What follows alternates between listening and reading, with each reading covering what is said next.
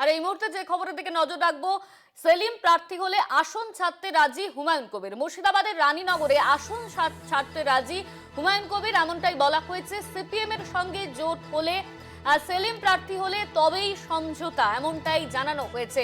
আমাদের সঙ্গে ফোন লাইনে রয়েছেন আমাদের প্রতিনিধি কল্যাণ চন্দ্র। কল্যাণ, হুমায়ুন কবির তিনি ঠিক কি বলছেন?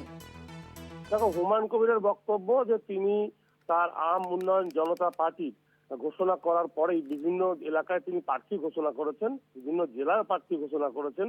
তবে রানীনগর, মুর্শিদাবাদের যে রানীনগর বিধানসভা রয়েছে, সেখানে যদি সিপিএম এর মোহাম্মদ সেলিম নিজে প্রার্থী হন, তবে তিনি বিধানসভা থেকে নিজের যে ঘোষিত প্রার্থী সেই প্রার্থীকে তিনি তুলে নেবেন।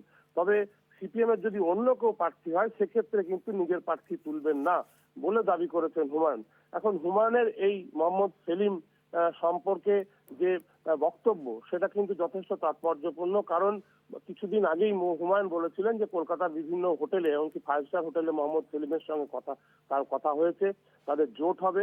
যদিও তারপরে মুর্শিদাবাদে এসে মোহাম্মদ সেলিম এ বিষয়ে কোনো কথা কিন্তু বলতে চাননি।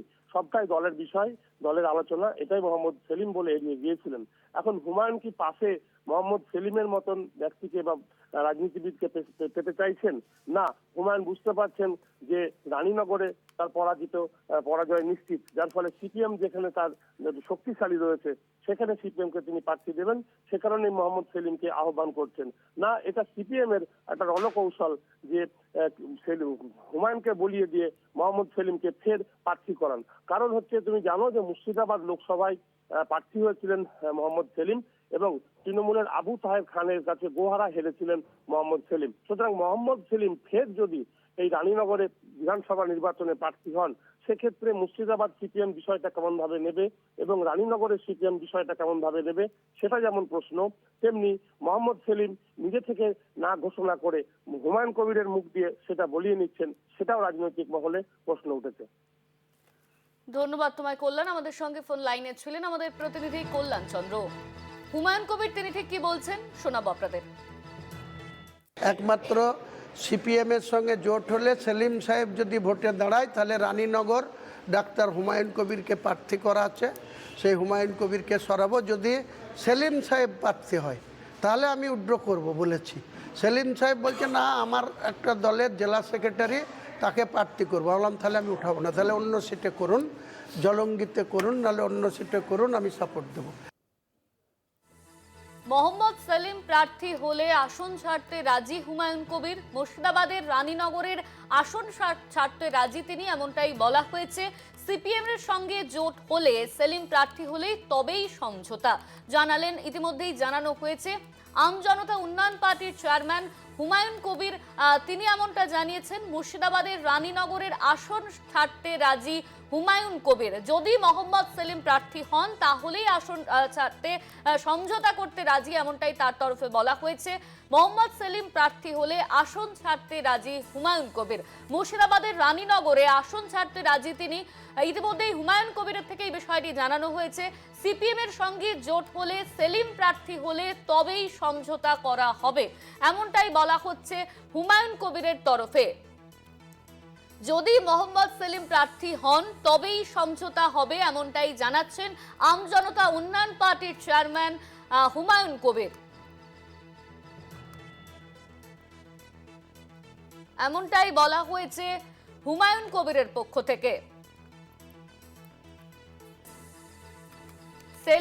সেলিম প্রার্থী হলে আসন ছাড়তে রাজি হুমায়ুন কবির। মুর্শিদাবাদের রানীনগরে আসন ছাড়তে রাজি, এমনটাই বলা হচ্ছে। সিপিএম নেতা সৃজন ভট্টাচার্য আমাদের সঙ্গে ফোন লাইনে রয়েছেন। ইতিমধ্যেই হুমায়ুন কবির তিনি বলছেন, সেলিম যদি প্রার্থী হয়, তাহলে তিনি আসন ছাড়তে রাজি, সমঝোতা করতে রাজি, এমনটাই বলা হচ্ছে। আপনার প্রতিক্রিয়া? আমি কি প্রতিক্রিয়া দেব? হুমায়ুন কবির বলেছেন, হুমায়ুন কবিরের ইচ্ছে হয়েছে, পছন্দ হয়েছে, সব মিলিয়ে উনি অনেক রকম কথা বলছেন বেশ কিছুদিন ধরে, তাই এটাও নতুন করে বলেছেন। আমি যা বুঝেছিলাম, আমাদের পার্টির রাজ্য সম্পাদক দেখা করেছিলেন, কথা বলেছিলেন, এবং তারপরে হচ্ছে যে সব মিলিয়ে সেটা আর এগোয়। হুমায়ুন কবির সাম্প্রতিক অতীতে যা সব করেছেন, সেই সব নিয়েও অনেক রকম যদি কিন্তু এইসব আছে। নিজেই বুক বাজিয়ে বলেছেন যে আমাকে মমতা ব্যানার্জি বলেছিলেন মোহাম্মদ সেলিম আর অধীর চৌধুরীকে হারানোর জন্য দাঙ্গা করতে ইত্যাদি, so on and so fourth. আমি তার মধ্যে যাচ্ছি না। সুতরাং আমি জানি না, ওই অবধি বুঝেছিলাম যে একবার কথা বলেছিলেন, তারপরে এগোয়নি। এখন উনি তারপরে একদিন রাগ করে বললেন যে সিপিএম যদি না আসে কিচ্ছু যায় আসে না, মহাশূন্যে পাঠাবো।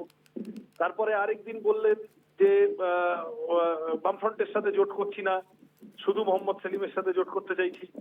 উনি কি বলবেন তার দায়িত্ব ওনার। আমার পার্টির নেতা হিসেবে মোহাম্মদ সেলিম যদি কিছু বলেন, আমি সেইটার দায়িত্ব, মানে সেইটা আমি ব্যাক করতে পারি আর কি, সেইটার সপক্ষে কথা বলতে পারি।